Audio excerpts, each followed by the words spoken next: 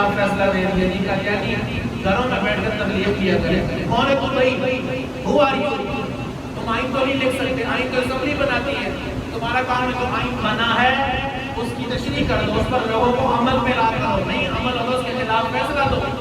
تم آئین کو ری رائٹ نہیں کر سکتے. لیکن فرعونی ہے تو اوپر بیٹھا ہے, بس اس نے کہا کرسی میرے ہاتھ میں ہے تو میں جو مرضی کروں. نہیں, ایک کرسی وسع کرسی السماوات کی. قاضی کی عدالت میں مقدمہ آیا, فاروق اعظم پیش ہوئے عدالت میں. جی فاروق اعظم, یہ نہیں کہا میں بڑا بندہ ہوں, میں اشرف و بشرا ہوں, میرے زبان کو اللہ نے حق جاری کیا, میرے بارے میں میری حدیثیں ہیں, میں تو کٹہرا عدالت میں آؤں. نہیں, مقدمے میں پیش ہوئے, سامنا کیا, دلائل سنے, یہ گھر کا اس کا پر نالا ٹکا تھا, قتل تو نہیں ہوا تھا. یہاں پر تو مقتول بچوں کی مائیں خودکشیاں کرتی ہیں, یہاں پر 18 سال گزر جاتے ہیں, فیصلہ نہیں ہوتا, اور کئی پھانسیوں پہ چڑھ چکے ہیں, بعد میں بے گناہ ثابت ہوتے ہیں. یہ انصاف ہے. انصاف کوئی مدینے کے حضور کے غلاموں سے سیکھتے ہیں.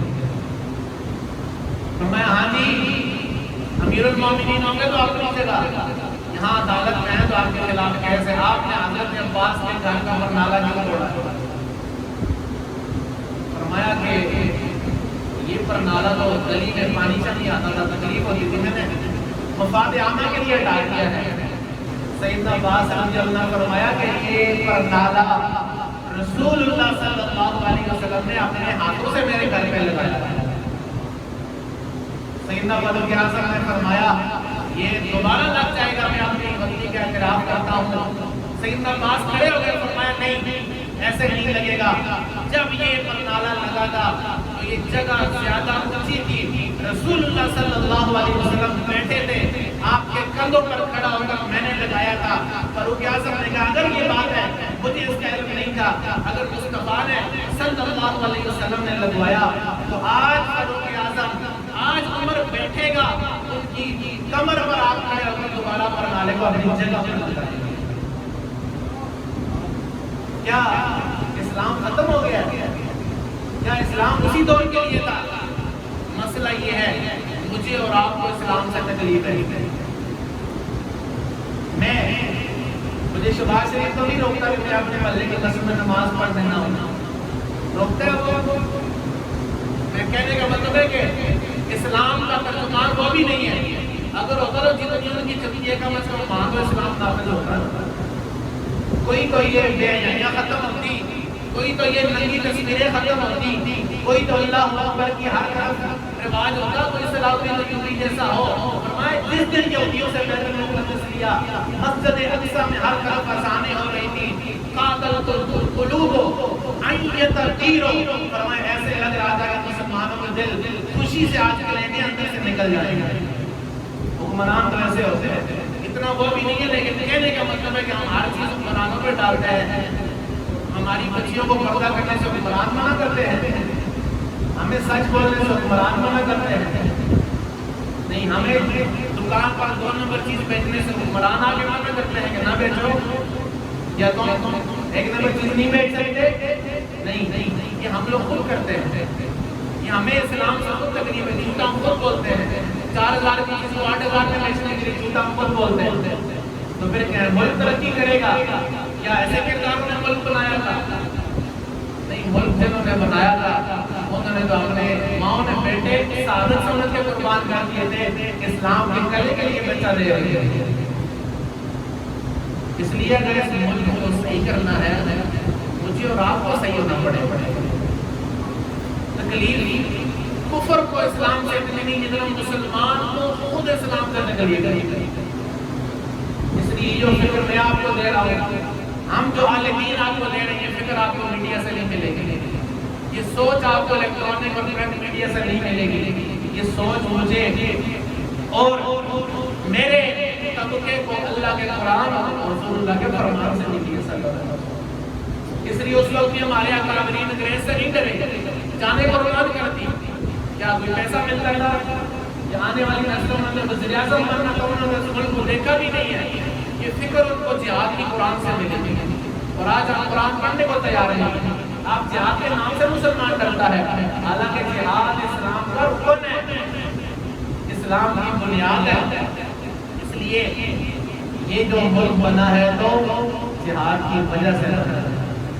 اگر یہ قائم رہے گا تو غیرت اسلام کے ساتھ قائم رہے گا۔ یہ 5 منٹ کی خاموشی کرنے سے یا ہتھیاروں کی نمائش کرنے سے یا بلون بلانے سے یا باجے بچانے سے نہیں بچے گا۔ یہ ملک بچے گا تو اسلام کے زور پر بچے گا۔ آپ کسی حکمران کو پکڑیں گے بھی، انصاف مانگیں گے بھی، تو اسلام آپ کو طاقت دے گا، آپ کام سکیں گے، ورنہ بولنے والے کو لٹکا دیا جائے گا۔ یہ فکر جو ہمیں ملی ہے، اس لیے جب بھی آپ کی بات دیکھیں مدارس کو گھیرے میں لانا ہے، مدارس کو ریگولائز کرنا ہے، کیونکہ یہاں پر جو ہے وہ صرف پرانی باتیں پڑھائی جاتی ہیں۔ یہ اس وقت بھی انگریز کو تکلیف تھی، آج FATF کو مدرسوں سے کیا تکلیف ہے؟ یہ تکلیف ہے کہ جو وہاں سے پڑھ کے نکلتا ہے کم از کم اس کو اللہ اور اس کے رسول کے کلام سے ان رشتوں کی اتنی دلیری ہوتی ہے کہ وہ غلامی کو جلدی جلدی قبول نہیں کرتا۔ ہمارے اپنے حکمرانوں میں بھی یہ ہوتا ہے، ہمارے جو سیاسی جماعتوں کے پکے نمائندے ہوتے ہیں ان کو بھی یہ ہوتا ہے مولوی ہماری لیڈر کے خلاف کیوں بولا؟ مولوی نے قرآن بولنا ہے، اگر تمہارا لیڈر قرآن کے خلاف ہے تو لیڈر کو سیدھا کرو، نہ کہ قرآن کو بدلو۔ کیونکہ سب سے بڑے لیڈر محمد مصطفیٰ صلی اللہ علیہ وسلم، اور سب سے بڑا آئین اللہ کا قرآن ہے، اور سب سے بڑا حاکم اللہ تبارک و تعالیٰ۔ اس لیے یہ میں اور آپ ہمارے سے اس فکر کے جو امام فضل اخر آبادی کی تھی، جو سید کے فائدہ علی قادری کی تھی، جو حضرت احمد اللہ شاہ مدراسی کی تھی، جو قائد اعظم محمد علی جناح رحمہ اللہ کی تھی، جو علامہ اقبال رحمۃ اللہ علیہ کی فکر تھی۔ آج اگر پاکستان بننے کے بعد لاکھوں ہمارے فوجیوں نے جانے دیے تو اس جذبے کی وجہ سے کہ یہ اسلام کا قلعہ ہے، اگر کسی کی ذاتی جاگیر ہوتی تو مرنا کون پسند کرتا ہے؟ اس لیے ختم نبوت کا دوسرا ایشو ہے، اس پر بھی ہزاروں مسلمانوں نے جانے دی۔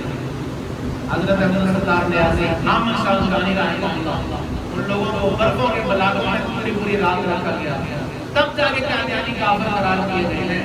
اس لیے یہ مسئلہ بھی ہے، اس کے لیے بھی پاکستان کے وجود کے لیے مینٹیننس ضروری ہے۔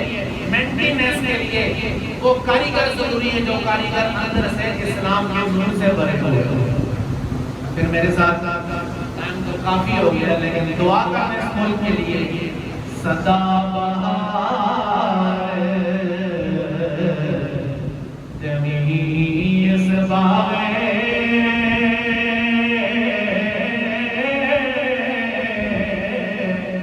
کدی خزانہ آوے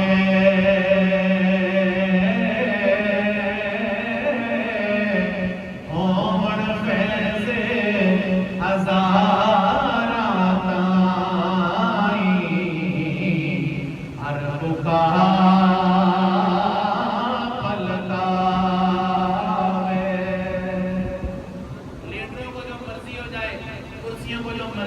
پاکستان سے وفات کبھی بھی ہاتھ سے جانے نہیں دیتی۔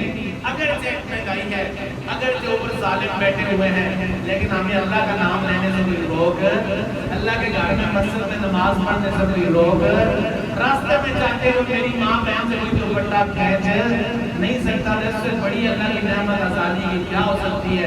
اللہ تبارک و تعالیٰ مجھے اور آپ کو اس عظیم ملک کی محافظ بنائے، اس کے ساتھ وفا نصیب فرمائے، اور اس کے ساتھ وفا اگلی نسلوں میں بھی انجیکٹ کرنے کی توفیق عطا فرمائے۔ وآخر دعوانا الحمدللہ رب العالمین، سنت